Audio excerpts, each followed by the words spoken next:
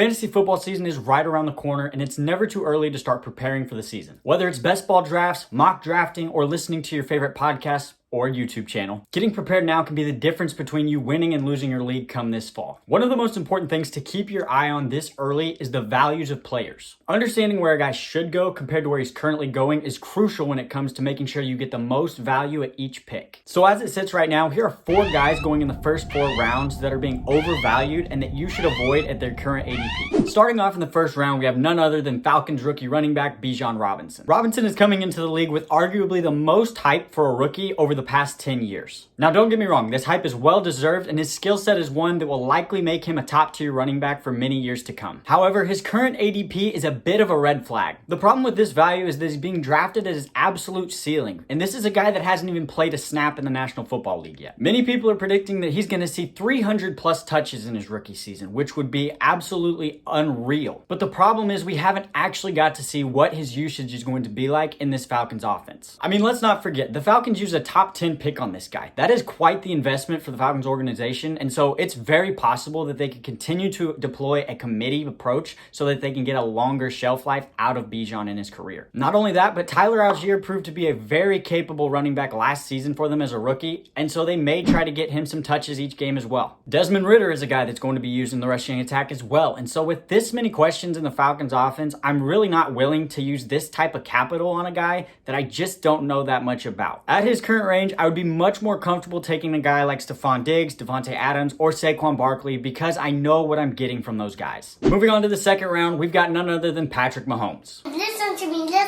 Mahomes' current ADP on Sleeper is 15, meaning he's going in the top 5 of the second round. Now, this value in best ball makes a lot of sense, especially for a guy like Mahomes, but in a redraft league, this is just too high for a quarterback. Again, this is all about value, so you have to look at the other guys that he is going around or even going before. The real problem with drafting Mahomes this early is that you're passing on other positions of need, specifically running back and receiver, where the drop-off is much harsher from round to round. Passing on guys like Amon-Ra St. Brown and Jalen Waddle leaves you with guys like DK Metcalf and T. Higgins. At running back, you're passing on Derrick Henry and Nick Chubb for guys like Travis Etienne and Jahmyr Gibbs. Simply put, you're losing value at other positions. Moving on to the third round, we'll shift our focus to the tight end position where Mark Andrews is currently going at pick 25 on Sleeper. Once again, this is drafting a guy at his ceiling, and with the additions of Odell Beckham Jr. and Zay Flowers, along with his injury issues from last season, I just don't feel comfortable taking a guy at his ceiling when there are so many questions going into the year. Especially when you've got guys going a round or 2 later, aka Dallas Goedert, George Kittle, Darren Waller, who have proven to produce at the same level as Mark Andrews. As much as we wish he was, Mark Andrews is not the positional advantage at tight end that Travis Kelce is,